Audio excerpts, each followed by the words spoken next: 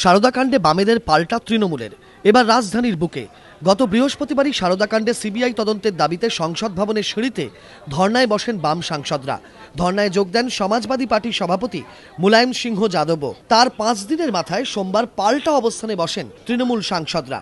এই মুহূর্তে আমরা দেখতে পাচ্ছি তৃণমূল কংগ্রেসের সাংসদরা ধর্নায় বসেছেন এবং তাদের যে অভিযোগগুলো রয়েছে তার মধ্যে বলা হচ্ছে কি সিপিএমই সব থেকে বড় দায়ী, তারাই জন্মদাতা এই চিটফান্ড কোম্পানিগুলির এবং তাদের বিরুদ্ধে ব্যবস্থা নেওয়া হোক এবং তারাই যে চিটফান্ডের টাকা সব থেকে বেশি সিপিএম এর কাছে গেছে এই অভিযোগগুলোও করা হচ্ছে। পাশাপাশি সিবিআই তদন্তের পরিবর্তে রাজ্য পুলিশের পক্ষেই সওয়াল করেন তৃণমূল সাংসদরা। আজকে হঠাৎ সিবিআই তদন্ত দাবি উঠছে কেন? বর্তমানে তৃণমূল কংগ্রেস সরকার একটার পর একটা চিটফান্ডের মালিককে গ্রেপ্তার করছে, এমনকি আমাদেরও একজন সাসপেন্ডেড এমপি, তাকেও গ্রেপ্তার করে। স্টেটের ইনভেস্টিগেশন সম্পূর্ণ হয়ে যাবে, তখন সিবিআই এর কথা উঠবে। চিটফান্ডের জন্মদাতা সিপিএম, চিটফান্ড তৈরি করেছে সিপিএম, চিটফান্ডের টাকা খেয়েছে সিপিএম। এটার বিরুদ্ধে ব্যবস্থা কি ধরনের আপনারা চাইছেন?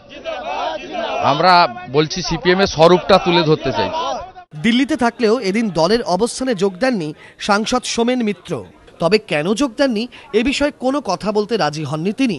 এদিকে সারদাকাণ্ডে সিবিআই তদন্ত চেয়ে সুপ্রিম কোর্টে কংগ্রেসের মামলার ভিত্তিতে রাজ্যের মত জানতে চেয়েছিল সর্বোচ্চ আদালত।